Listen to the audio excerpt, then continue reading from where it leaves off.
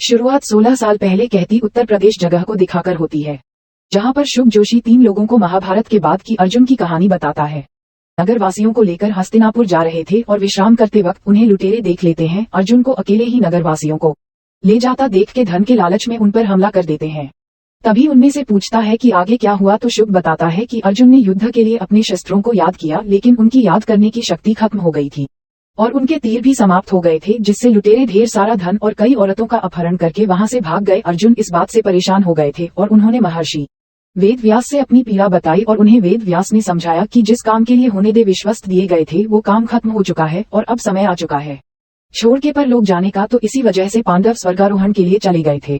शुभ बोलता है कि जब व्यक्ति का कर्तव्य और उसका उद्देश्य खत्म हो जाए तो उसके शरीर और अस्तित्व का कोई महत्व नहीं रह जाता। और तभी अचानक से वो किनारे बैठे आदमी के सर पर वार करता है, जिससे बाकी 2 लोग बहुत डर जाते हैं। शुभ उस पर कई बार और वार करता है, फिर उसकी बॉडी के बगल बैठे के हाथ जोड़कर बोलता है कि हमारा मार्ग यहीं तक जुड़ा था और यहाँ से उसकी यात्रा आनंद भरी होगी।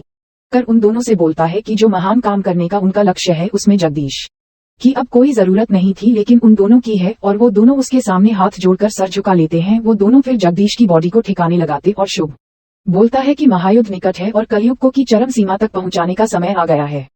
हमें प्रेजेंट का दिल्ली दिखाया जाता है, जहां पर कई लोग केसर को आजाद करने के लिए नारे लगा रहे थे। ये सब जगह सोशल मीडिया पर फैली हुई थी और सीबीआई के ऊपर प्रेशर बढ़ता जा रहा था। दिवेश चल रहे थे कि उसके ऊपर हत्या जैसे गंभीर आरोप हैं, पर दूसरा पक्ष प्रूफ मांग रहा था और पब्लिक केसर को आजाद करने की मांग कर रही थी। जहां लॉयर से बोलते हैं कि वो 2 महीनों में उसके खिलाफ कोई भी ठोस सबूत नहीं ला पाए हैं, तो उन्हें 15 दिन की एडिशनल जुडिशियल कस्टडी कैसे दे दें।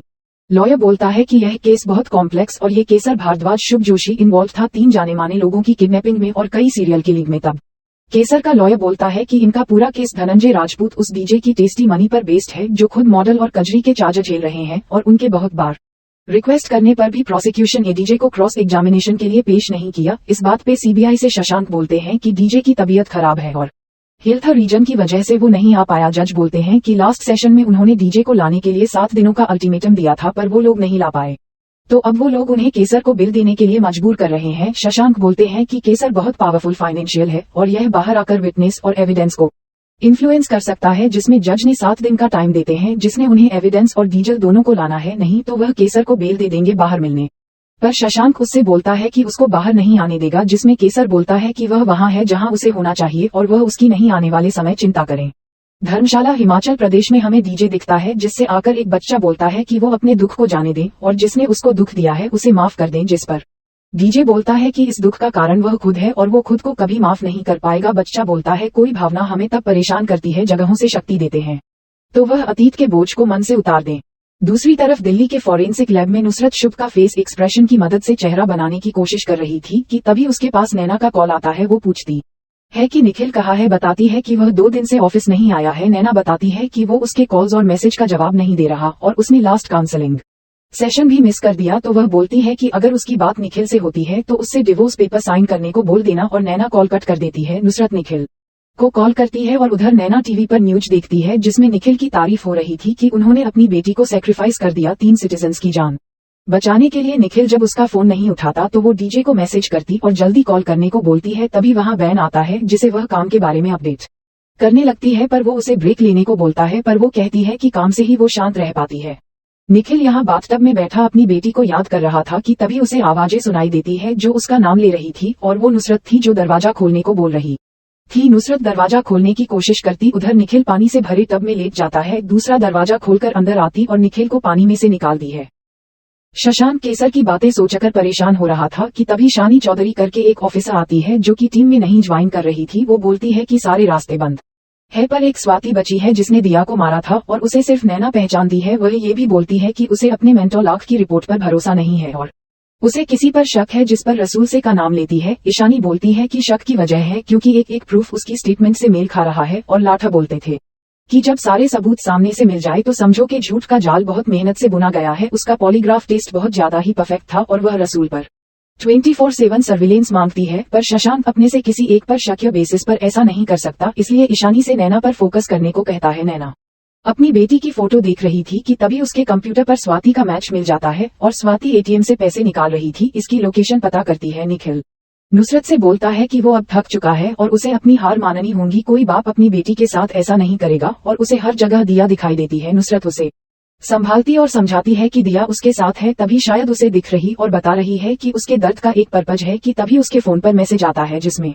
कोई नेट से, और वो तुरंत ही मैप पर उन्हें देखता है। शानी पुलिस के साथ वहां पहुंचती और वह एक फैक्ट्री थी और थोड़ी ही देर में नुसरत और निखिल भी वहां आते हैं। निखिल बहुत नर्वस था और अपनी दवाई लेता है और शानिया के बताती है कि शायद उसने मजाक किया, यहाँ कुछ नहीं है। इसमें नुसरत बोलती है कि वह मजाक नहीं करेगा क्योंकि वह पैटर्न नहीं तोड़ता तो बॉडी उन्हें यहीं कहीं मिलेगी। निखिल मैनेजर से कुछ सवाल करता है तो उसे आज आए नए स्टॉक के बारे में पता चलता है जो कि पीछे को स्टोरेज में था। कोल्ड स्टोरेज में वो तीनों देखने जाते हैं तो बर्फ की सिल्ली में उन्हें बॉडी मिलती है जिसने मास्क पहना हुआ था। दूसरी तरफ रसूल अपने टैबलेट पर गेम खेलते वक्त चैट में पूछता है कि क्या वह रेडी है, और ये मैसेज ढाका बांग्लादेश में किसी को मिल रहा था। वहां पर ढेर सारे कंप्यूटर्स पर लोग बैठे हुए थे और एक आदमी पूछता है कि आज की रात की पूरी तैयारी हो चुकी है, तो दूसरा बोलता है कि अगले 2 घंटे में वो सारे नेटवर्क्स को हैक कर पाएंगे, साथ ही साथ दूसरी टीम अटैक के सारे सबूत को हटा देगी। और वह आदमी बोलता है कि उनका नेटवर्क आज रात 9 बजे ताश के पत्तों की तरह ढेर हो जाना चाहिए। फिर वो रसूल रिप्लाई करता है कि वो रात 9 बजे के लिए तैयार हैं।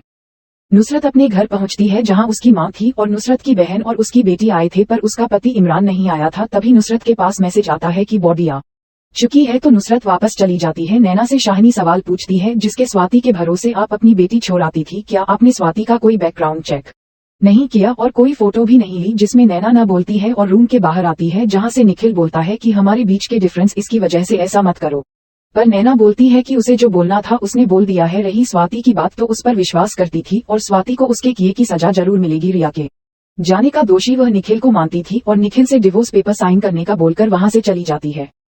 वहीं दूसरे सीन में डीजे एक बच्चे के साथ बैठा ध्यान लगा रहा था कि वो अपने पास्ट को पीछे छोड़ाया और सब कुछ पीछे छोड़ाया, यहाँ शांति मिलेगी यह सोचकर, जिससे बच्चा बोलता है कि आप सब कुछ त्याग के नहीं टाल के आए हैं जिसकी वजह से आपको शांति नहीं मिल रही। डीजे बहुत सोचने के बाद अपना फोन ऑन करते हैं और उसमें ढेर सारे में मिस कॉल्स आए थे और यह होते ही उसकी लोकेशन के इन्फॉर्मेशन नैना के कंप्यूटर पर पहुंच जाती है। निखिल नुसरत बॉडी का पोस्टमार्टम शुरू करते हैं दूसरी, और डीजे के पास एक बच्चा एक पैकेट लेकर आता है जिसमें उसकी वाइफ की फोटो होती है और फोटो पर लिखा होता है तुम्हें तुम्हारी एनिवर्सरी गिफ्ट रात तक मिल जाएगा। वहीं दूसरी तरफ निखिल को टांके काटने पर अंदर एक घड़ी मिलती है जिस पर आज की तारीख 12:09:05 हो रहा था, पर वो नहीं समझ पाता कि किला करना क्या चाहता है।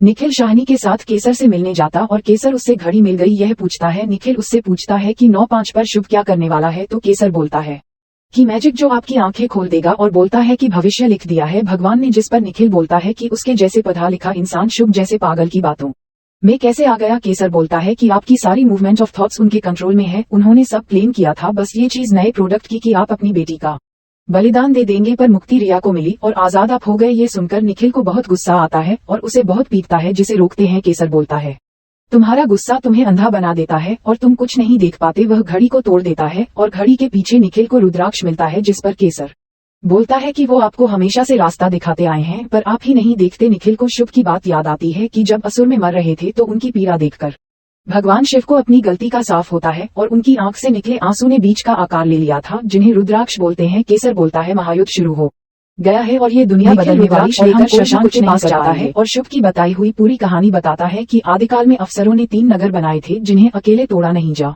सका तथा, पर कहानी के अंत में भगवान शिव ने एक तीर से एक साथ तीनों नगरों का विनाश कर दिया था। एक तीर 3 नगर मतलब शुभ भी एक साथ 3 अटैक करेगा। आज रात 9:05 में निखिल बोलता है कि हमें आगे के सबूत विक्टिम की बॉडी सही मिलेंगे और विक्टिम का डेंटल एक्सरे मांगता है।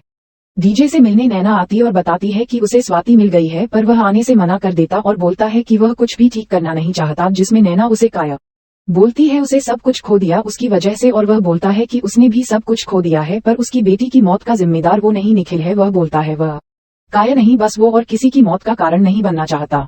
निखिल को विक्टिम की बॉडी में सबूत मिलता है। निखिल को पता चलता है शुभ ने विक्टिम को किडनैप किया और उसके दांतों में जहर डालकर उसे मार दिया। निखिल विक्टिम के 3 दांत निकलता है, उन दांतों पर कोऑर्डिनेट लिखे थे। पहली लोकेशन रिदम मॉल मुंबई में, दूसरा सॉयल हेल्थ हॉस्पिटल दिल्ली में और तीसरी बंगलो लोकेशन एक बुजुर्ग आदमी का घर थी। बेंगलो पुलिस उन अलग अलग लोकेशंस को जाकर सील करने लगती है, पर हॉस्पिटल और मॉल के बाहर काफी भीड़ थी, तो उसमें टारगेट कौन कैसे पता चलेगा। निखिल रसूल से उन लोकेशंस के आसपास चेक करने को बोलता है। नुसरत शशांक को सुख का प्रदर्शन स्केच दिखाती और रसूल भी वहीं खड़ा था। मीडिया न्यूज में दिखता है कि किलर ने उन्हें खुद लिंक भेजा है कि एक बड़ा अटैक होने वाला है, और वह बोलते हैं कि क्या इस बार अथॉरिटीज असुर को रोक पाएंगी। निखिल रसूल से बोलता है कि हॉस्पिटल के आसपास धनिष्ठा नक्षत्र के जितने भी लोग हैं उसे उनकी लोकेशन चाहिए। रसूल बोलता है 3000 लोगों की लिस्ट में तो टाइम लगेगा, जिस पर निखिल बोलता है कि उनके पास टाइम बिल्कुल भी नहीं है और अब 8:45 हो चुका था। बांग्लादेश में अटैक की तैयारी हो चुकी थी और नुसरत का एक शुभ का स्केच वाला चेहरा मैच करवा रही थी। 9 बजे ही अटैक एग्जीक्यूट होता है और सारी स्क्रीन को हैक कर दिया जाता है, जिसमें असुर का मास्क दिख रहा था। वो बोलता है कि मैं तुम्हारा सत्य हूँ,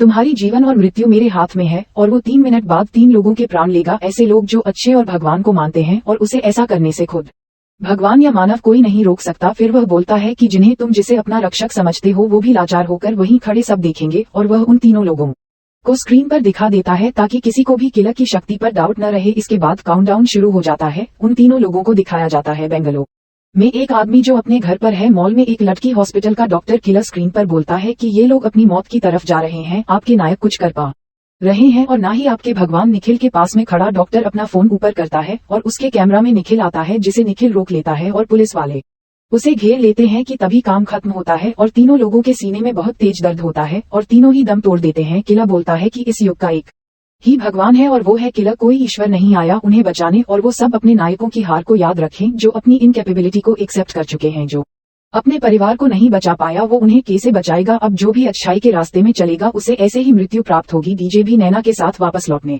लगता है और नुसरत को शुद्ध का कोई मैच नहीं मिलता। किलर सबको अंधकार स्वीकार करने को बोलता है कि या तो वह जीवन चुनेंगे या मृत्यु। रसूल अपनी स्विंग की तरफ देख के हाथ जोड़ता है और उसमें हमें एक आदमी दिखाया जाता है जिसका चेहरा मास्क की वजह से नहीं दिख रहा था।